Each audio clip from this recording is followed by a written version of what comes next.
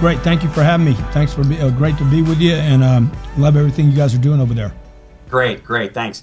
Well, let's talk a little bit about the 5-step sales process that you wrote about in Car Biz Today magazine. How's that for a pitch? Hey, how about that for shameless? Exactly. Thank you so much. But the 5-step program, we got a lot of feedback on. Obviously, you're shortening, the traditional maybe 12 or 13-step sales process in a dealership. And so talk to us a little bit about that, the rationale behind it, the reason for it, and what you believe works. Well, first of all, nobody wants to be in a car dealership for 4 hours. Nobody wants to be anywhere for 4 hours. I mean, if you've ever gone to a wedding, the first thing you ask on the way to the wedding is how long is the mass? The most precious commodity people have, and it is the thing they don't want to waste. Going to a car dealership is already painful enough for most people. They're scared, they don't do it often. And then to add 3 or 4 or 5 hours to that is even more of a problem for them. And it's also a problem for the salespeople. The dealership that was on the transaction only made $200 or $300 in total doesn't want to be on a transaction 4 or 5 hours. It wrecks CSI scores. Nobody wants it. It doesn't behoove the salesperson, the dealership, the customer. Nobody wins. But the truth is 20, 25, 30 years ago, the belief was, and this is still maintained by some people today, is that the longer you spend with somebody, the better off you are, the better chance you have of selling them. But the better chance you have of also wrecking any kind of positive score the customer has of you too. That's right. So why don't you take us through the 5 steps and then maybe touch on each one of them, if that's cool. Yeah, so what we did, the first thing we did was we reduced the 12 steps, which you'll traditionally see a dealership talk about 10 or 12 steps, and we reduced those to the 5 that every dealership in the world has to do. I mean, you have to do these 5 steps to get a deal done. You have to greet a customer. Look, if I didn't have to greet a customer, I wouldn't. I would literally get rid of anything and everything I could. So if I could close a deal just by walking outside and saying, here's the pen, take the car, sign up, let's go, I would do that. Any intelligent person that wants to get volumes of activity would do the same thing. If there was an app that could accomplish that, I would. What we're trying to do is just get down to those things that must be done. Greet the customer. The greeting, and we talk about it in your Car Biz Today, the greeting should be less than 2 minutes. I only put 2 minutes not to scare anybody, because the truth is the greeting should last 20 seconds. That is not where you build rapport. That's not where you get qualifying information. It's not where you identify needs. The greeting should be, my name's Grant, what can I get you information on? The customer came for information. They came to get data. They've been on the internet for 9 or 10 hours, possibly. So the salesperson should be looking to compact things, get right to the point. If the person wants to spend 4 hours with you, certainly they're entitled to. If they want to get to know you, that's great. But a name badge would help. My name, Grant Cardone. They're going to forget my name anyway. My name's Grant Cardone. Welcome to the dealership. What can I get you information on? That's your greeting. Hopefully the customer responds positively. Go ahead. So get right into getting to the point in terms of what they're there for, and that's the data. Thousands of dealerships and looked at what would be the next logical transition step. Not what does the car dealership want to do. What is the most logical, easy, kind of fluid move for the salesperson to make? Now, we did this with thousands and thousands of car dealers and involved in transactions, and tracked these transactions to find out what was the most successful thing to do. And that second step, the most fluid, easy thing to do, was the appraisal. Literally to have the salesperson move into, oh, wow, nice car you have there. They drove up in it. That's where I should be contacting the customer. If you didn't see what they drove up in, it could be, what did you drive up in today? Why do you want to know that, the customer says? Because I'd like to get somebody busy getting the car appraised for you if you have any interest in getting a number on it. Now, why would I want to do this? Why would I want to move away from finding the car, the right car supposedly, to looking at their car? Okay, well, look, we know they bought their car. We don't know if they're going to buy one of ours, right? So I know they bought that. I want to find out why they bought it, how they bought it, what caused them to buy it, what they liked about it, what they didn't like about it, what they would repeat, what they wouldn't repeat. So the easiest way to find out what somebody will do next time is to find out what they did last time. Right, good point. Okay, it doesn't matter whether you're selling phones or cars or trying to get in a relationship. Find out what bad situation happened last time, avoid that. Find out what good situation they had last time, repeat that, and you're going to at least have a much better chance of talking the customer's language. And I think it should, to be clear on that, you're not giving the customer a number earlier on, right? You're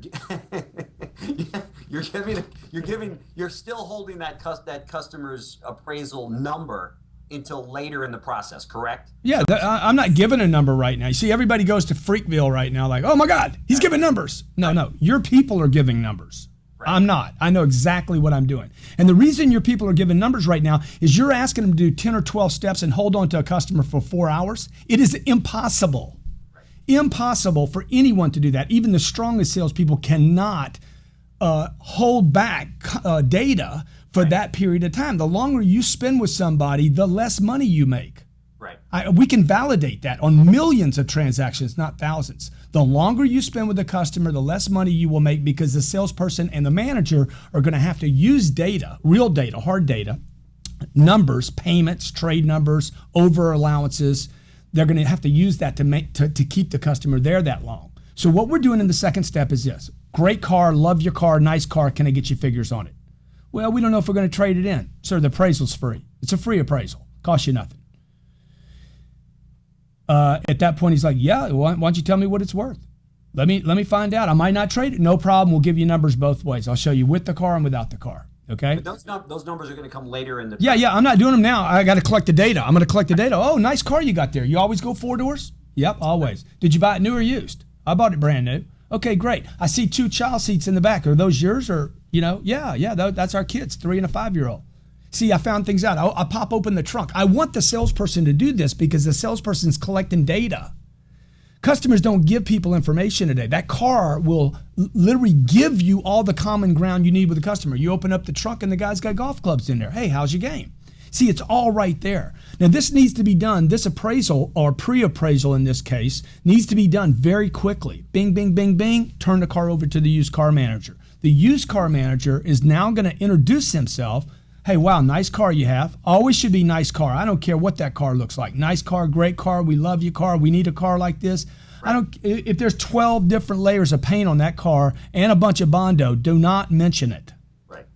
Just be nice to people, acknowledge their property. The used car manager, wow, hey, if you guys give me about 6, 7, 8 minutes, I'll have you a number on the car.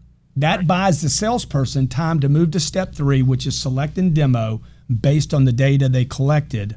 The customer also knows that they just turned the keys in the car over to someone else, so they're not going anywhere. They're not going anywhere, and they also, let me just tell you what the customer really feels like. The customer really feels like I've done them a favor now, right, to take the time to drive their car, which should be a must in every car dealership. I don't care if there's a $50 car or a $50,000 car. You should take the time to drive their vehicle. Why would I do that? Because when I do something for them, they'll do something for me. Now they'll reciprocate by driving my vehicle. I know car dealerships today, the used car manager won't take the time to drive the car. He puts a number on it without driving. I'm like, why would you insult somebody? Look, if you want to buy it, if you really want to buy their car, take the time to get in it, look at it, and show interest in the car. Sure. So by the time I do my demonstration and presentation in step 3, I show the guy a 4-door. Then what I'm going to do is when I'm done with my demonstration presentation, I'm going to do a drive. Okay, it's in the article right here in CBT, baby. Okay, I don't own any shares in your company. I'm just being good to you right now. And we're going to select and demo, do a good, strong demonstration. When I'm done with that demonstration, the used car manager's already called the numbers in.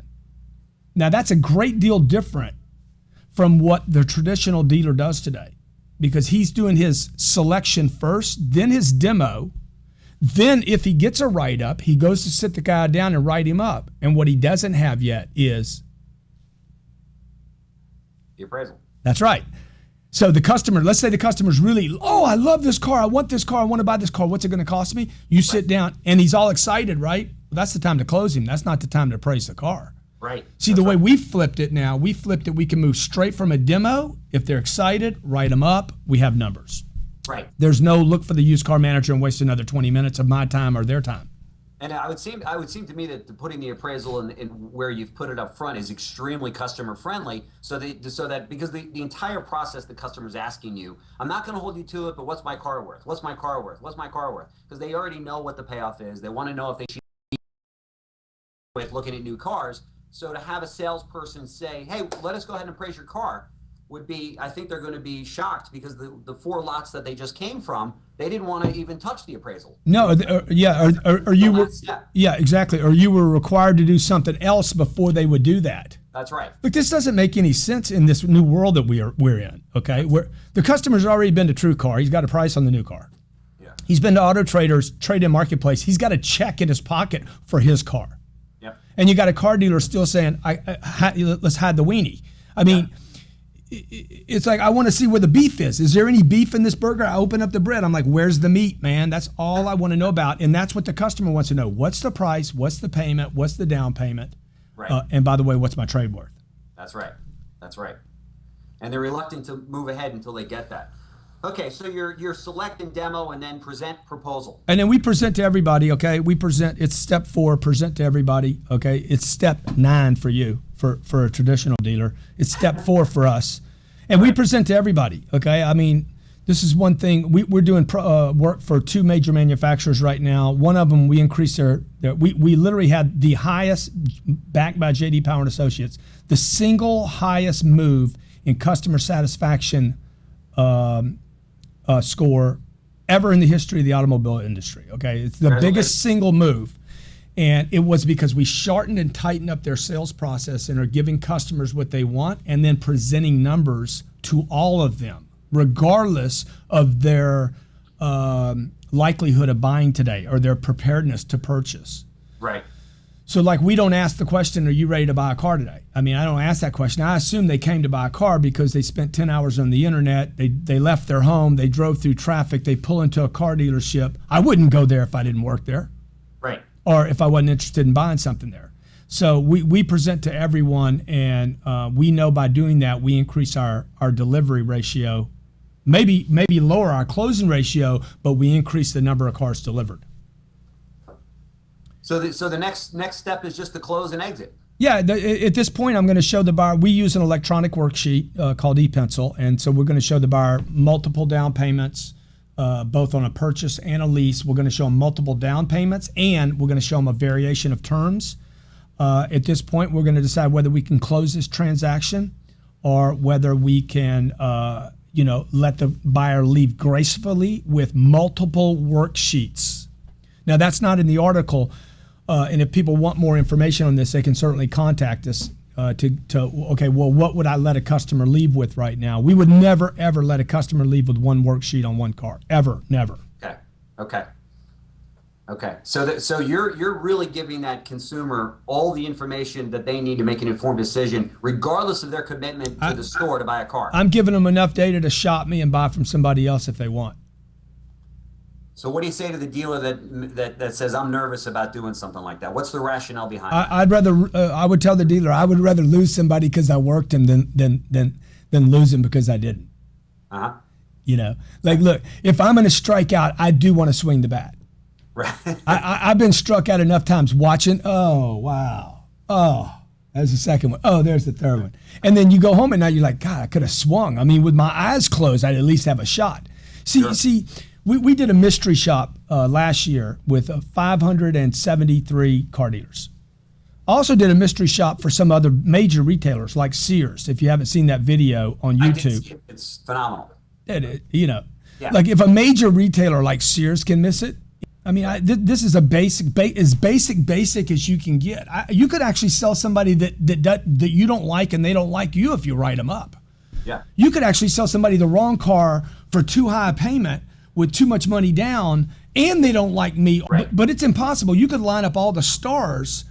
They like me, they like the store, they like the car, the payments are right. If you don't write them up, nothing's going to happen. So we just write everybody. We write everybody, and the fear the dealer's going to have is I got a guy down the street, he's willing to prostitute his product. We don't want to do that. And if I give him a number, he's going to go down there and the guy down the street's going to beat it.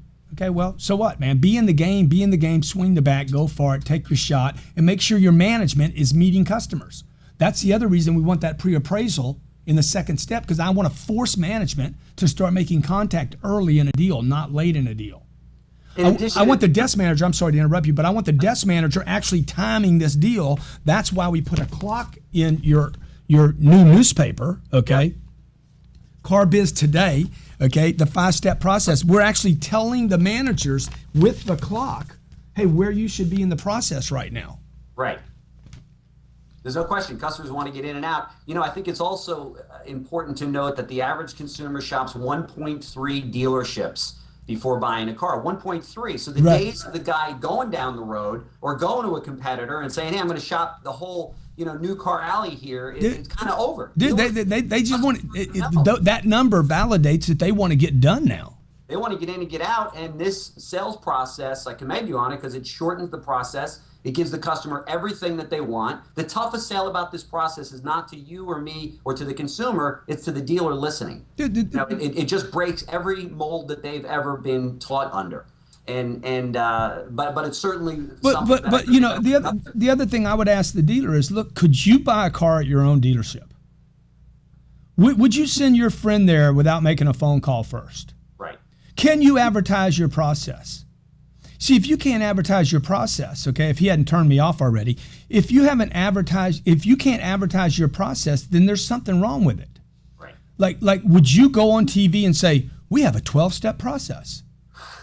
Come to our store. We're going to take you through our 12 friendly steps. Okay. What about the service walk?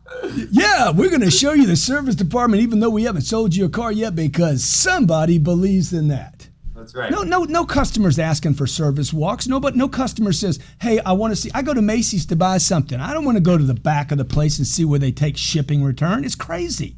Right. So some consultant came up with this concept, okay? The dealer's got $10 million invested in the facility. He's proud of it. I know you want to show it to the people. You want to make them comfortable, but I'm telling you, man, you're not going to sell me a car like that, and you're probably not going to sell anybody with money a car like that because they want to get in, they want to get out, and they want to move on and cross their fingers and hope they never have to come to service. Right. The industry has changed so much in this new digital space that we're in, but the 12-step process hasn't. Yeah. So until someone like yourself come out and said, "Hey, let's knock off 7 steps here and cut to the chase." Well, look, I got to teach a 23-year-old kid. You want to teach him 5 steps or 12 steps? Right. I want to be able to duplicate something. And the 26 or 23-year-old kid you're teaching today doesn't understand the other 7 because he too was brought up in the digital age. Yeah, exactly. He's like, relates more to this than saying, well, why would I be in the dealership so long? Look, the guy that's 23 years old doesn't even know why anybody goes to a car dealership. He's sitting there scratching his head saying, why did anybody even drive here? Right. I don't understand why they didn't do the whole deal online. Right. I mean, the car came to us with no money in it. Right. You got cars coming to you. Once you add the dealer's pack, the salesperson goes to the desk with a full sticker deal, and he owes the store money. Right. You know what I'm saying? Yep. He says, boss, how much money did I make on this deal? He's like, dude, it's sticker. You owe me $200.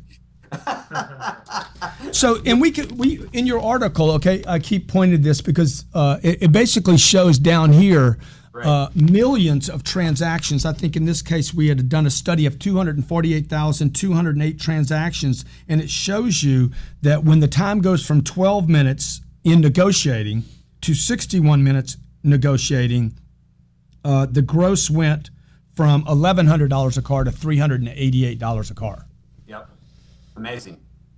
So if you're interested in making more money, if you're interested in actually satisfying the customer, if you're interested in a simpler, easier, faster process, if you're interested in something you can actually advertise to the public, and you could say, hey, come to our dealership. I'm going to tell you our process before you even get there. We're going to say hi to you. We're going to appraise your car. We're going to find the car you want. You can drive it if you want to, or you don't have to.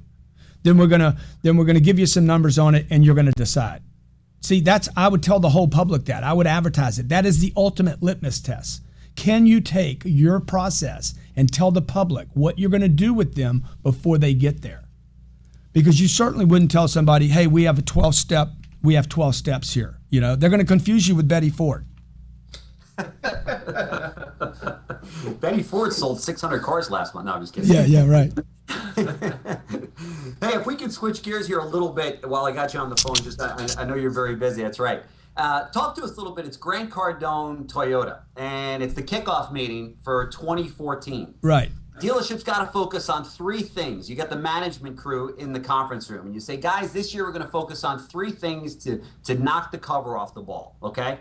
What are those three things? Oh, dude, the three things, I mean, it's simple. It's like, come on, attitude. Every day it's got to be attitude, okay? I mean, I got all these little wristbands and stuff in here, these little gimmicks to keep people positive. You know, one of them says no negativity. The other says champions dominate.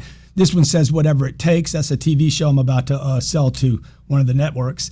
This one says success is my duty. These are gimmicks, okay? I mean, every dealer that I've ever met in the last 25 years, they all say, man, attitude is everything. This is something that needs to be preached, harped on, repeated. Look, you could do meetings 2 and 3 times a day on attitude, and it won't hurt anybody. Attitude is the most important thing to any sales organization, or for that fact, any organization doing anything, whether it's the military or a car dealership.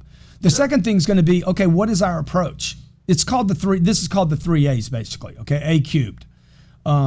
First is attitude, second is approach. What is our approach? Do our people know our approach? Do our customers know our approach? Does the manager know our approach? Is the used car department and the new car department using the same approach? Is our store across town doing the same approach that we're doing? If the customer visits here or there, do they get the same approach? Everybody should know this approach, okay? Everybody should know it's simple, it's easy, it's fast, it's friendly, and I would tell my best friend, this is how we sell cars.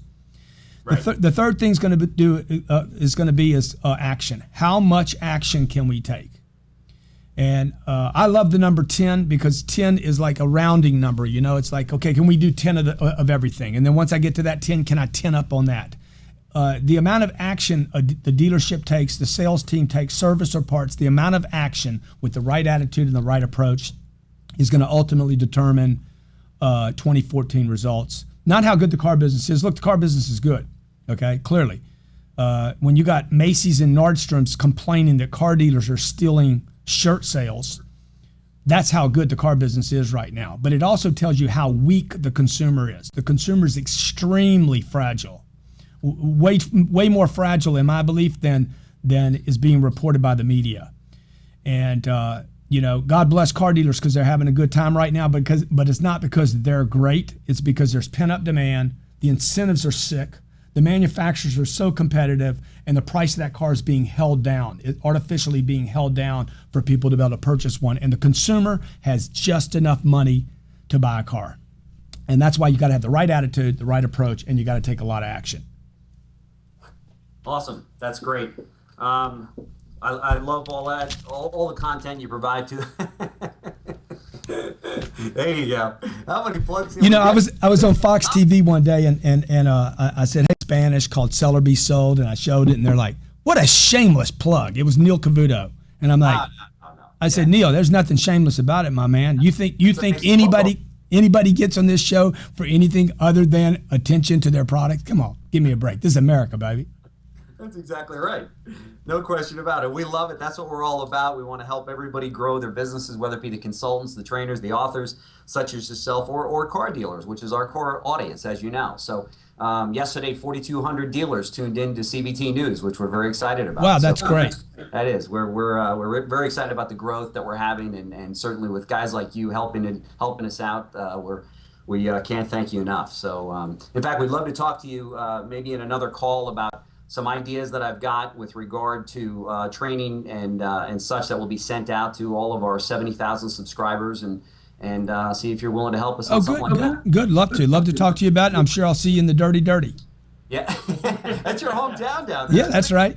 All right. Well, you'll probably see us because we've wrapped $1 million motorhome, and we're stops along the way and shoot the show from a number of dealerships and then pull up to NADA, and so we'd love to have you on the bus and maybe get an interview from you there as well. Love to see you there. Yeah, all right. Thanks so much, Grant. I appreciate it, and look forward to having a beer. Thank you. Have a great year.